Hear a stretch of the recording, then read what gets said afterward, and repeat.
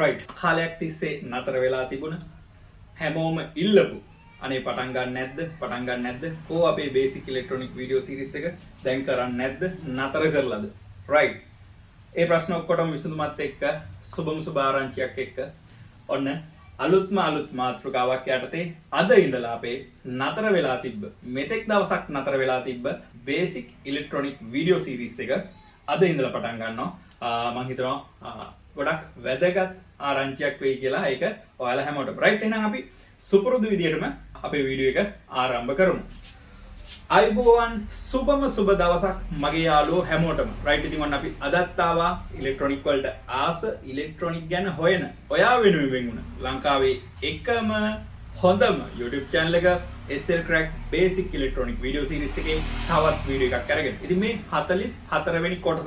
ඉතින් මේ වෙද්දී කොටස් පාඩම් මාලා 43ක් විතර කරලා තිනවා වීඩියෝස් 100 ගාණක් තියෙනවා. ඔව් 110කට ආසන්නව වගේ තියෙනවා. ඉතින් මේ බලන අය තාමත් ඒ වීඩියෝස් බලලා නැත්නම් ඔයා මේ පළවෙනි වතාවට නම් මේ වීඩියෝ එක බලන්නේ ඉතින් බේසික් ඉලෙක්ට්‍රොනික ඔයා ඉගෙන ගන්න ආසයි නම් යන්න මුලට SL Crack කියලා YouTube channel එක YouTube එකේ search කරන්න SL Crack Electronic කියලා. එතකොට මගේ channel එකේ එනවා සියලුම වීඩියෝස් ටික මේ බේසික් ඉලෙක්ට්‍රොනික පිළිබඳ සියලුම වීඩියෝස් ටික මුල ඉඳලා හරියට පිළිවෙලට පෙළ ගස්සලා තියෙනවා. ඉතින් එකේ ඉඳලා හරියට බලන් ඉන්න. එතකොට ඔයාලට මේක හරියටම අවබෝධ කරගන්න පුළුවන්. right ඒ වගේම තමයි ඔයා තාමත් මාව subscribe කරලා නැත්නම් අනිවාර්යෙන් subscribe කරන්න. ඒ වගේම bell icon එකත් ඔබලා තියාගන්න. එතකොට මම වීඩියෝ එකක් දාපු ගමන් ටක් ගාලා ඔයාගේ ළඟට ගෙන්න ගන්න පුළුවන්. right වැඩි කතා කරන්න යන්නේ නැහැ.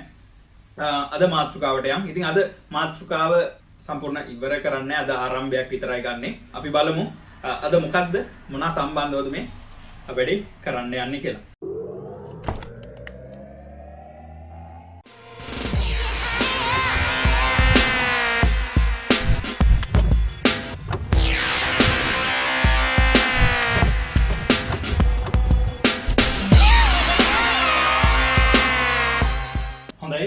මුලින්ම බලමු අපේ මාතෘකාව මොකක්ද කියලා.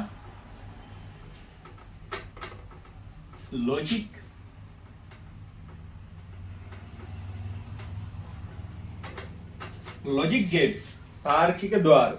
ඇත්තටම විශාල වැඩ කොටසක් කරගන්න පුළුවන් මාතෘකාවක් ගැන තමයි අපිට විශාල පරිපථ සංඛ්‍යාවක් හදන්න පුළුවන්. අපේ පැට්‍රිකල් සෑහෙන ප්‍රමාණයක් කරගන්න පුළුවන් මාතෘකාවක් තමයි මේ logic gates කියන්නේ. ඉතින් මේ logic gates ගැන දන්න පිරිසක් ඇති, නොදන්න පිරිසක් ඇති, හොඳටම දන්නේ නැති පිරිසක් ඇති, ඒ වගේම හොඳටම දන්න පිරිසකුත් ඇති. right හොඳටම දන්න පිරිස බැලුවේ නැතත් කමක් නැහැ. සමහර විට හොඳටම දන්න අයට අහුල ගන්න දේවල් තියෙන්නත් පුළුවන්. මොකද මාත් එක්ක දිගට පිටු පය දන්නවා මම කියලා දෙන රටාව වෙනස්ම රටාවක් කියලා. ඒ දන්නෝ දනිති. right එතකොට බොහොම සරලව අයන්නේ ඉඳලා ඉලෙක්ට්‍රොනික උගන්වන සිස්ටම් එකක් තමයි මගේ ළඟ තියෙන්නේ කියලා මාත් එක්ක ඉන්න අය දන්නවා. right ඉතින් අපි යන් logic gates ගැන ඉතිහාසයට මොනවාද මේ logic gates මොකද්ද මේකෙන් කරගන්න පුළුවන්? දැන් බාගෙට දන්න පිරිසකුත් ඇති logic gates ඉගෙනගෙන ඇති. right මේක ප්‍රායෝගිකව යොදාගන්නේ කොහොමද? මම වැඩේට ආසාවක් එන්නත් එක්ක මෙහෙම දෙයක් කියන්නම්කෝ. right අපි හිතමු වාහනයක් කාර් එකක් තියෙනවනේ. right මේකේ තියෙනවා දොරවල් හතරක්. right ඉස්සරහ තියෙනවා ඩෑෂ්බෝඩ් එක. අපේ ඩෑෂ්බෝඩ් එකේ තියෙනවා ලයිට් එක. මේ ඉන්ඩිකේටර් එක අපිට පුළුවන් මේ දොරවල් හතර ක්ලෝස්ද කියලා බලාගෙන මේ දොරවල් හතරම වැහුණා නම් මෙන්න මේ ඉන්ඩිකේටර් එකෙන් එක්ක වැහුණා කියලා පෙන්වන්න යොදා ගන්න පුළුවන්. එහෙම නැත්නම් ඉන්ඩිකේටර් එක පත් වෙලා තියෙනවා නම් තාම දොරවල් වැහිලා නැහැ කියලා හිතා ගන්න කරගන්න පුළුවන්. මේ logic gates කියන්නේ IC වර්ගයක්. එතකොට මේ IC මේකේ තියෙන පහසු බව, ලේසි බව බලන්න. අපි ගත්තොත් එහෙම IC එක මෙහෙම right හරිම සරලයි. අපිට මේ දොරෙන් sensor wire එකයි මේ දොරෙන් wire එකයි මේ දොරෙන් wire එකයි right මේ IC එක. එතකොට අපි මේ IC එකට ඔන්න supply දීලා තියෙනවා කියලා හිතන්න. right ground එකක් මෙතනින් දුන්නා. ඔන්න VCC line එක දුන්නා. මෙන්න මෙච්චරයි මේ තනි IC එක යොදාගෙන මෙන්න මේ විදිහට සරලවම අපිට මේ කිසියම් හෝ එක දොරක් විවෘත වෙලා තිබුණොත් අනිවාර්යෙන් මේ ඉන්ඩිකේටර් එක ඔන් වෙනවා. මේ ෆන්ක්ෂන් එක ඔයාලා දැකලා ඇති වාහනවල තියෙනවා. ඒ කියන්නේ රියදුරාට බලා ගන්න පුළුවන්. රියදුර මහත්තයා කියන ඔන්න කොහේ හරි දොරක් වැහිලා නැහැ කියලා. එයාට ඉන්ඩිකේට් වෙනවා තාම දොරවල් 4 වැහුන්නේ නැහැ කියලා. ඉතින් මෙන්න මේ වගේ දෙයක් හරිම සරලව හදා ගන්න පුළුවන් මේ ලොජික් ගේට්ස් හරියට ඉගෙන ගත්තාම. ඉතින් ඒක විතරක් නෙමෙයි තව ගොඩක් වැඩ තියෙනවා. අපි දන්නවනේ මේ වෙද්දි සරලවම පරිපත හදන්නේ මයික් කන්ට්‍රෝල් වලින්. ඔයාලා ගොඩක් අය දන්නවත් ඇති නොදන්නවත් ඇති. ඉතින් මේ මයික් කන්ට්‍රෝල් තමයි ඒවා ප්‍රෝග්‍රෑම් කරලා තමයි අපි පරිගණකයක් ශාස්ත්‍රයේ භාවිතයෙන් ප්‍රෝග්‍රෑම් කරලා බොහොම සරලව අපි පරිපත හදාගන්නේ මයික් කන්ට්‍රෝල් වලින්. රයිට්. මෙන්න මේ මයික් කන්ට්‍රෝල් වලට කලින් මේ මයික් කන්ට්‍රෝල් වලින් කරගත්ත ගොඩාක් දේවල් කරගත්තේ මෙන්න මේ ලොජික් ගේට්ස් IC වලින්. එතකොට මේ වගේ ලොජික් ගේට්ස් IC සහ ට්‍රාන්සිස්ටර් භාවිත කරලා තමයි මේ වගේ වැඩ කරගත්තේ. රයිට්. ඇත්තටම අද ලොජික් ගේට්ස් වලට ආරම්භයක් විතරයි ගන්න. අපි ඊළඟට ඉදිරි පාඩම් වලින් බලමු. එකින් එක ලොජික් ගේට් වල ප්‍රධාන කොටස් තුනක් තියෙනවා. අපිට ඉස්සරහට බලා ගන්න පුළුවන් ඒ මොනවාද කියලා. ඊට අමතරව අනු කොටසුත් කීපයක් තියෙනවා. අපි එකින් එක පිළිවෙලට පාඩමෙන් පාඩම මේ දේවල් හරියට සරලව අයන් ඉඳලා ඉගෙන ගමු. මොකද මේ මයික් කන්ට්‍රෝල් වලින් කරන්නේ මේ සීමිත කම්පොනන්ට්ස් ප්‍රමාණයකින් සරලව පරිපතයක් අපිට නිර්මාණය කරගන්න හැකි වීම. ඒ වගේම මේ ලොජික් ගේට්ස් වලත් එහෙමයි සීමිත කම්පොනන්ට්ස් ප්‍රමාණයක් භාවිත කරලා හොඳ පරිපතයක් අපිට නිර්මාණය කරගන්න පුළුවන්කම තියෙනවා මේ ලොජික් ගේට්ස් IC භාවිත කරලා. ඉතින් මයික්‍රෝ කන්ට්‍රෝල් මොනවාද කිව්වොත් එහෙම ඔයාලා දන්නවා මේ වෙද්දි මයික්‍රෝ කන්ට්‍රෝල්ස් විශාල ප්‍රමාණයක් තියෙනවා. හැබැයි ලංකාවේ අපිට බලා ගන්න පුළුවන් ඉන්නේ බොහොම සුළු ප්‍රමාණයක් කීපයක්. ඉතින් එකක් ජනප්‍රියයි ඇට්මෙල් කියන මයික් කන්ට්‍රෝල් එක. ඉතින් ඒක තමයි ලංකාවේ පොඩ්ඩක් අපේ ඉලෙක්ට්‍රොනික කරන අය අතර සෑහෙන්න ජනප්‍රිය වෙලා තින්නේ. ඔයාලා දන්නවා ඇති ආඩිනෝ කියන්නේ මේ ඇට්මෙල් මයික් කන්ට්‍රෝල් එක චිප් එක. රයිට්. එතකොට මේක එන්න කලින් තමයි මේ ලොජික් ගේට්ස් තිබ්බේ කියලා මම කිව්වා. අපි දන්නවා අපි පොඩ්ඩක් අතීතයට යමු. අතීතයට ගියොත් එහෙම අපි ඉගෙන ගත්ත ට්‍රාන්සිස්ටර් ගැන මේ විදිහට ඉගෙනගෙන අපි මෙතනට ඇවිල්ලා ඉන්නේ. ඒව බලලා නැත්නම් ඔයාලා මේ පාඩම් වලින් බලලා ඉගෙන ගන්න. ට්‍රාන්සිස්ටරේ හොයාගන්නේ 1948 විතර. ඒතර මේ ට්‍රාන්සිස්ටර් එක හොයාගත්තට පස්සේ මම කියලා දිනවා මේ ඉලෙක්ට්‍රොනික ෆීල්ඩ් එක මේ ඉලෙක්ට්‍රොනික ශාස්ත්‍රය විශාල වශයෙන් අප්ග්‍රේඩ් වුණා, වෙනස් වුණා. මම කියලා දිනවා ට්‍රාන්සිස්ටරේ තමයි ඉලෙක්ට්‍රොනික වල හැරවුම් ලක්ෂය කියලා. ඉතින් 48 මේ ට්‍රාන්සිස්ටර් හොයාගත්තට පස්සේ අවුරුදු 10ක් විතර කාලයක් ගියා මේ ට්‍රාන්සිස්ටර් එකතු කරලා මොකක්ද හොයාගත්ත ඊළඟට IC එක. ඉතින් IC පාඩමුත් මගේ channel එකේ වෙනම තියෙනවා වලට බලා ගන්න පුළුවන් හරියට හැමදේම. right. එතකොට ට්‍රාන්සිස්ටර් එක 1948 right තමයි හොයාගන්න. ඊට පස්සේ 1958 විතර අවුරුදු 10 විතර කාලයකට පස්සේ අපිට IC බලා ගන්න පුළුවන් වෙනවා. මෙන්න මේ කාලෙදි තමයි මේ ලොජික් ICත් මේ කාලෙදිම තමයි නිෂ්පාදනය වුණේ ජනප්‍රිය වෙමින්. ඊට පස්සේ අවුරුදු 10ක් විතර ගියා. සාමාන්‍යයෙන් 48 58 68 70 වෙද්දි තමයි අපිට ආවේ මොනවාද මයික් කන්ට්‍රෝල් ඇට්මෙල් ඔයාලා බහුල භාවිතා කරන ආඩිනෝ චිප් එකේම ආවේ. මෙන්න මේ කාලේදී මේවා තිබ්බේ නැහැ. ඊට පස්සේ මේ වගේ මයික් කන්ට්‍රෝල් නිෂ්පාදනය කරන්න පටන් ගත්තේ මෙන්න මේ 68න් පස්සේ. කියන්නේ 68 දී නිෂ්පාදනය කරේ ඇට්මෙල් නෙවෙයි. ඒවා මම නම් දන්නෙත් නැහැ.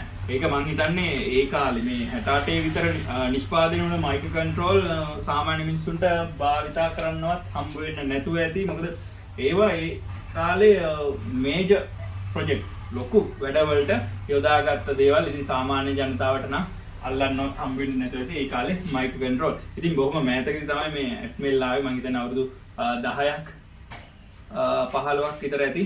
ඇට්මෙල් ආඩිනෝ චිප් එකේම ඇවිල්ලා 10 විතර කාලයක් වෙනවා ඉතින්. right. ඒ ගැන හරියටම දන්නේ නැහැ කියන්නේ. right. එතකොට මෙන්න මේ විදිහට තමයි IC එක හොයාගන්න 58න් පස්සේ තමයි මේ transistors තමයි එකතු කරලා මේ logic IC එකත් හැදෙන්නේ right. අපි යම් බලන්න ප්‍රධාන වශයෙන්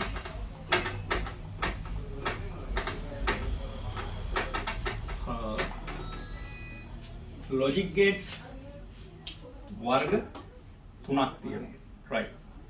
පළවෙනි එක තමයි AND එක ඊට පස්සේ අපිට බලා ගන්න පුළුවන් O එක ඊට පස්සේ අපිට not එක මෙන්න මේ විදිහට මේ logic gates ප්‍රධාන කොටස් 3කට බෙදෙනවා right and or not.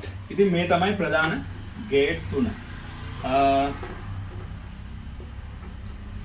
මට හිතෙනවා මේ gate 3 ගැන කතා කරන්න කලින් මොකද්ද මේ logic කියන්නේ? logic එක මොකද්ද මේ තර්කය? අන්න ඒක. මේ ඇත්තටම මේ IC එකෙන් අපි වැඩ ගන්නේ අවස්ථා දෙකක් භාවිතා කරලා. ඒ දෙක විතරමයි. මොකක්ද මේ දෙක? එක්ක ඔව් නැත්නම් නැහැ. ඔව් නැහැ. එහෙම නැත්නම් on නැත්නම් off. එහෙම නැත්නම් එක නැත්නම් බිඳුව. ඔන්න ඔය සංකල්පය තමයි මෙතන අපි භාවිතා කරන්නේ. මොකද්ද? on off. right? නැත්නම් එක බිඳුව. මෙන්න මේ අවස්ථා දෙක පමණමයි. හරිද? එතකොට අපි IC එකට වෙනම බල සැපයුමක් දෙනවා. මේ සම්පූර්ණ සේරම කලබල වෙන්න එපා. නොතේරෙයිද දන්නේ නැහැ කියලා. මම මේ ස්ටාර්ට් කරන්නේ මේ අද කියන දේවලුත් ගණන් ගන්න එපා. අර මම කියනවා ගැන හිතන්න එපා. මේ and or not අදාළව නැහැ. ඒවා මතක තියේ හිතින්නෙත් නැත්නම් ඒ වගේ සංකේත මතකත් නැත්නම් ඒවා ගණන් ගන්නවත් එපා. ඉස්සරහට යද්දී ඒවා ඔක්කොම පුළුවන් වෙනවා. ඒ ගැන හිතන්නවත් එපා මේ කියන දේවල්. මෙන්න මේ අද මම කියලා දෙන්න මෙන්න මේ අදහස විතරක් ගන්න. අද පාඩමෙන් මෙන්න මෙච්චරයි ඔයාලා ගන්න ඕනේ. right? on off. ඒ කියන්නේ inputs තියෙනවා අපිට මේ IC එකට output ගන්න පුළුවන්. එතකොට මේ input වලට අදාළ වෙන්නේ එක්ක on එකක් off එකක්. ඒ කියන්නේ එක්ක එක බිඳුව. එහෙම නැත්නම් මේක අපි වචනයෙන් මෙහෙම කිව්වට IC එකට ගලපගද්දී අපි දන්නවා voltage වලින් මේක පාවිච්චි කරන්න. එතකොට voltage වලින් නම් මේක ගත්තොත් එහෙම volt කීයද? volt 5යි volt 0යි. එහෙනම් මේ off කියන අවස්ථාවේදී බිඳුව කියන අවස්ථාවේදී volt 0යි on කියන අවස්ථාවේදී එහෙම නැත්නම් මේ එක කියන අවස්ථාවේදී volt 5යි. මෙන්න මේ කරුණ තුන කියන්නේ එකම කරුණ. මෙන්න මෙච්චරයි මේකට අදාළ වෙන්නේ. තියෙනවා නැත. on off right. ඔන්න ඔච්චරයි අදාළ වෙන්නේ. මෙන්න මේ ටික. හැබැයි හොඳට මතක තියාගන්න මේ ගොඩක් අය වැරදි මතයක ඉන්නවා. මොකද්ද? මෙන්න මේ පහම තමයි on නම් 5 off නම් බිඳුව. ඒක මේ voltage පහම කියලා හිතාගෙන ඉන්න පිරිසක් ඉන්නවා. කියන්නේ පහ තියෙන්න ඕන on එන්න. එහෙම නෑ. බිඳුව කියන්නේ off එක right. හැබැයි මෙතන on එකට volt 4ක් තියෙන්න පුළුවන්. 3ක් තියෙන්න පුළුවන්. right. එතකොට ඒ පැත්තේ